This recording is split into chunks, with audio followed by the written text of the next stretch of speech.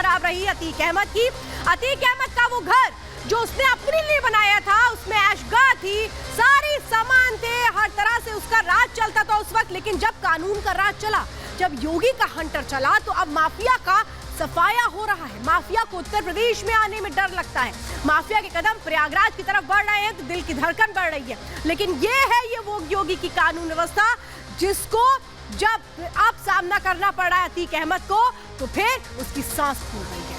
उसे अपनी जिंदगी की भूख, वो एक तरह से कह रहा है मेरी जिंदगी का क्या होगा, मेरे बच्चों को छोड़ दो, मेरे साथ अन्याय हो रहा है। अब न्याय और अन्याय में समझ में आ रहा है अतीक अहमद को। लेकिन योगी का हंटर चला तो कैसे अतीक अहमद के घर की जो चाबी है वो अब पहुंच गई है गरीबों के हाथों में। उनके लिए जो घर है वो किस जमीन पर बनकर तैयार हुआ है, अंदर की खबर में।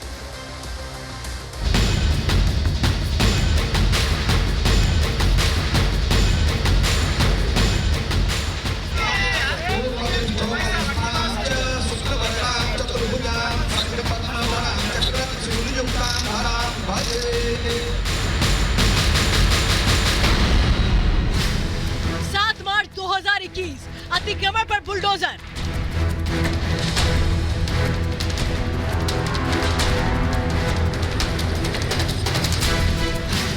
दिसंबर 2021 जमीन पर भूमि पूजन।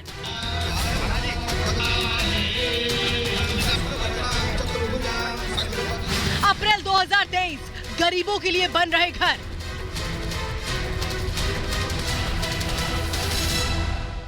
पहले ये जगह दिखाना चाहता हूं। ये जगह वो जगह हुआ करती थी जहां पर अतीक अहमद का अपना एक अलग साम्राज्य था, यानी कि अतीक अहमद ने ये सरकारी जमीन हत्या कर रखी थी। आपको दूसरी तस्वीर भी हम दिखाएंगे कि अब ये गरीबों का नया आशियाना बनने जा रहा है। इन नए नवेले फ्लैट्स के मालिक वो लोग होंगे जिनके पास अपने घर नहीं है, जिनके पास इतने पैसे नहीं कि वो फ्लैट खरीद सके। प्रयागराज के लूकरगंज इलाके में 76 फ्लैट बनकर तैयार हैं, जिनकी चाबी जल्द ही उन लोगों को दे दी जाएगी जिनका नाम आवेदन में आया था। लेकिन ये काम इतना आसान नहीं है, क्योंकि जिस जमीन पर ये फ्लैट बने हैं वहाँ पहले अतीक के गैंग का कब्जा था।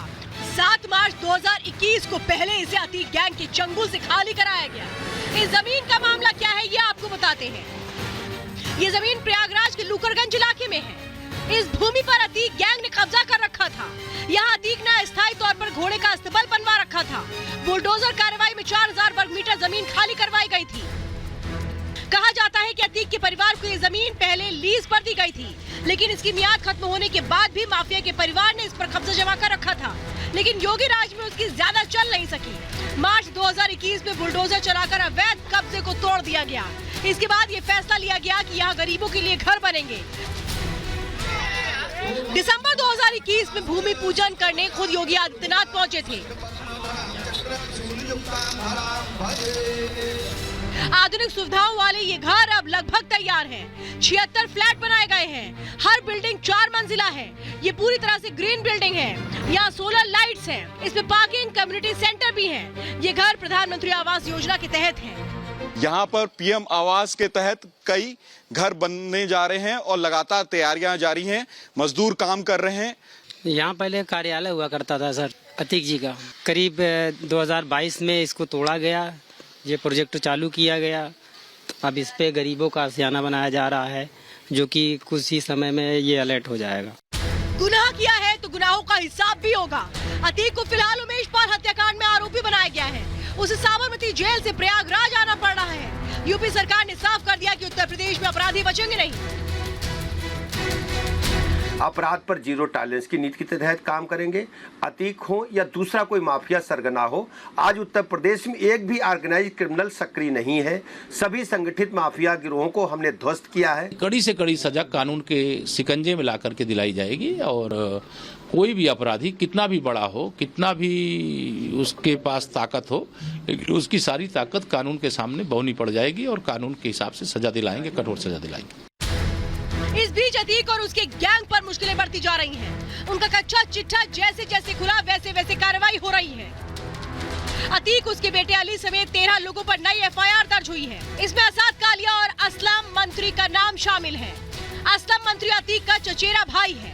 मामला 1 करोड़ की रंगदारी का है। साबिर हुसैन नामक युवक ने तहरीर दी थी। धमकाने और गुजरात ले जाने का आरोप है। आरोपों की झड़ी लग चुकी है।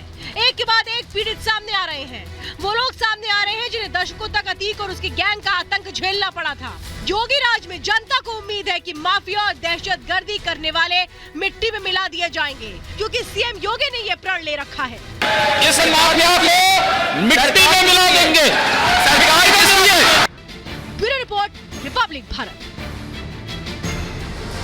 और चलिए अब मैं आपको बताती हूँ कि शाइस्ता ने जब फोन किया डॉन को, तो डॉन को कैसे डांट लगा दी। गुस्से में है लेडी डॉन। शाइस्ता ने अतीक को फोन किया। अतीक अहमद को साबरमती जेल में फोन किया। उमेश की हत्या के बाद अतीक अहमद को फोन किया साबरमती जेल में। उसने साफ तौर पे कहा कि असद को किसने कहा था गाड़ी से बाहर निकलो, असद ने कैसे गोली चला दी। फोन पर डॉन को डांट लगाई शाइस्ता ने। उसने कहा कैसे असद को कैसे ये इजाजत दे दी गई थी। उमेश पर गोली चलाने वाला असद था। जो तस्वीर सामने आई उसके बाद शाइस्ता परेशान हो गई कि अब क्या होगा असद का। असद ने गोली कैसे चलाई। उसने फोन करके साबरमती जेल में अतीक अहमद से पूछा गाड़ी से क्यों वो बाहर निकला था। अभी बहुत छोटा है असद, ये डर था अतीक अहमद से जो वो कह रही थी कि आखिर ये सब क्यों किया। डॉन ने कहा नाराज मत हो, मैं सब कुछ मैनेज कर लूंगा। और इसके बाद अब शाइस्ता भागी भागी फिर रही है।